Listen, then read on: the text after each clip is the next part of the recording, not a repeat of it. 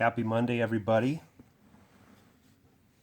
Welcome to the Card Closet. My name is Eric. Today's episode is going to be a topic that I've been contemplating for a while now. And given the big news that was dropped last night by one of our fellow card YouTubers, I thought it's time to quit delaying and to do the topic now. The topic is, how much is enough? When it comes to your card collection or card collecting, when do you have enough? When do you stop? Or don't you ever stop? Is it okay to keep going and going and going? Or at some point does it get to be too much? I don't know if you've all been noticing, but for the last week and a half or so, I've had a piece of paper with a number on it in the background of my videos. Nobody mentioned that they noticed it, but it's pretty obvious. I'm sure people noticed it. Back when those started 4, 5, 6 episodes ago, that's when I was starting to prepare for this topic. I think if you're paying attention, you'll notice that the number has gone down every time. A little bit, a little bit, a little bit, working its way down. So last night, I think most of you know who I'm talking about. I won't mention the channel, but the largest YouTube channel there is pertaining to sports cards. Tens of thousands of followers. Hours of material until a couple weeks ago. Hours of material every night. He announced last night that he had come home from his weekend excursion of searching area rummages and flea markets. He came home and his wife and his kids had left him, and changed his life, obviously, for the worse. And he's going through that right now. He doesn't mention why the family left him. He didn't mention that at all. And I have no idea why. So don't take this as a rumor or anything, but I have wondered in the past, as a follower of his channel, I have wondered, how does he have time for it all? How does he put a couple hours of content out every night and get these thousands of Patreon patrons their packages every month? And how does he have time for his job and his family, and et cetera, et cetera? Not saying that had anything to do with it, but knowing that I had this topic in the back of my mind, when is enough enough? Then that hit last night, and I knew today's the day I got to address it. So it's a tough question, and I think it's a different answer for each person. When is enough enough? Time spent on YouTube. I mean, it's not just card collecting. What about time spent doing this, that, or the other thing? Time golfing, time working. When is enough enough? Family, friends, they're so important. How do you fit it all in? My history has been one of starting small and growing. So I historically have not been good at knowing when enough is enough. So I'll start small, and I'll collect Hall of Famers from the 1970s.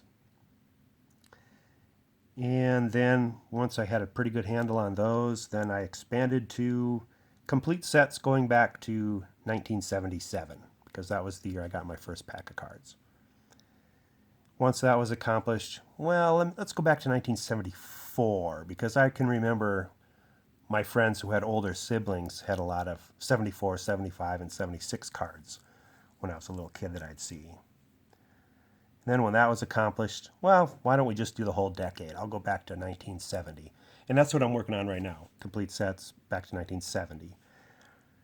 And when will I ever stop? When will it be enough? I don't have an answer to that, and that troubles me to some extent. So take, for example, the card in front of you here. It's a 2003 Leaf Certified Materials Mirror Gold jersey of Aaron Seeley, my favorite baseball player ever. That being because he used to be a childhood friend of mine. That card is numbered to 25. Side note, Anaheim Angels jersey, Seattle Mariners patch. Isn't that funny? But these are numbered to 25.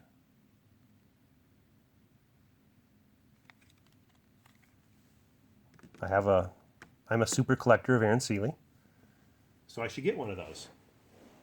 Why do I have 6 of them? Why did I get 6 of them? Well, because they were a good deal, and I really like the look of the card. I mean, who doesn't like that? Look at that. That's a cool looking patch. 3-color, 4-color patch. Favorite player, like the look of the card. I'll just get a whole bunch of them, right? Let's get 6 of them. Well, I'm not doing a good job of knowing when enough is enough. Here's 7. Here's 8. Here's 9. Here's 10. And here's 11.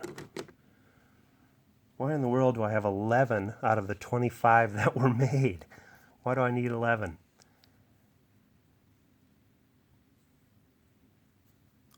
Are we collectors? Got to be careful how I say this. Are we hoarders to some extent? I think one can definitely blend into the other at some level. So I don't have an answer. I've got 11 of them. If another one showed up on eBay tomorrow of the 14 I don't have yet, and it was going cheap, would I bid on it? I probably would, to be honest with you. So the same thing happened in that same issue. There was also an emerald green, or mirror emerald, I guess that was called, jersey. And these were numbered to 5.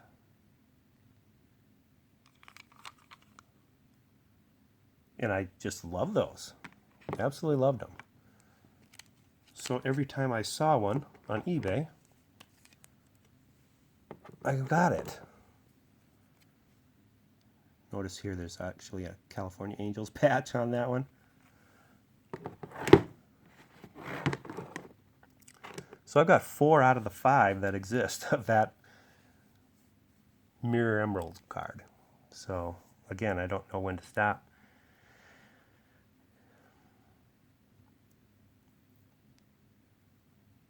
I know that there's a couple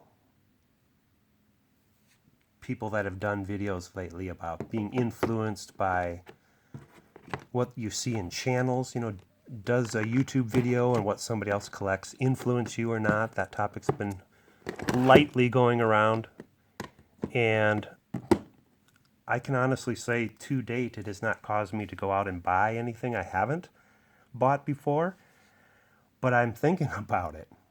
I'm just being totally open. So shout out to the Ticket Leprechaun. Love his channel. He's been showing some North Carolina Tar Heel cards recently. Even as recently as yesterday, he showed some more. My favorite basketball team for college is North Carolina Tar Heels. I've never really considered collecting their cards before. Never really, as a kid, I didn't know of any, so I never got into it. But now I see that they're in abundance. Maybe I should collect North Carolina Tar Heels too and try to get team sets every year. I honestly thought that. Shout out to Nuff Said Cards. Like me, he's a Red Sox collector. He is the only other video maker on YouTube that I know of that collects all the way back to 1901 for Red Sox. So I really enjoy his channel, seeing what he's got. But he's introduced me to the idea of collecting postcards. He's got some wonderful postcards from 1910, 1915 era, showing Red Sox doing different things during spring training, team pictures, crowd in the background of the pictures, really cool. So I've thought to myself, maybe I should start collecting postcards too. Those are really cool. Also, a shout out to those back pages. Most of us here are familiar with his channel, I'm sure. Everything he shows is in slabs. I've not been a slab collector too much. If it comes in a slab, if I have a card in a slab, it's because I got it for the price of a raw. It didn't cost me extra to get it that way. Or it's a card I'm suspect of the authenticity of it. But, it's kind of cool when those back pages is flipping through those cards and you hear that click, click, click of the cases, of the slabs as he's flipping through them and showing them. It's kind of a nice sound. It sounds cool. Those slabs, they look really sharp in those slabs. Should I get into slabs? It happened again to me in 12-13. I had a player collection of AC Green going, and this is the 2012-13 Panini Crusade, and I just love the look of these cards. So cool. And they came out in different colors. And when I saw them, I said to myself, I've got to get them all. I've got to get all the colors. Except black. There was a black where there's only one that was made, and I never really count that one, but all the other colors, yeah. Let's go for it. Let's get the red. Same card, just red where there was blue, right? Numbered to 99. These are beautiful cards, by the way. There's a purple. Got to get that. He's in a purple jersey with purple on the card. It's just lovely. Got to get that. Number 249. Oh, there's also a green. Got to get the green. Got to have them all. So I got the green. Number 225. And then the gold.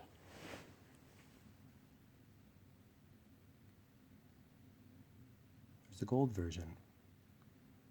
So I got that. That's numbered to 10.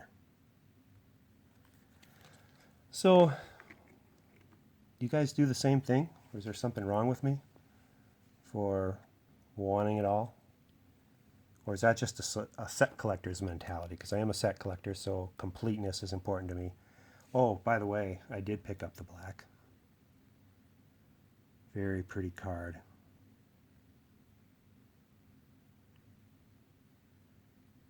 Look at that etching in the background. Just cooler than cool. Serial numbered 1 of 1.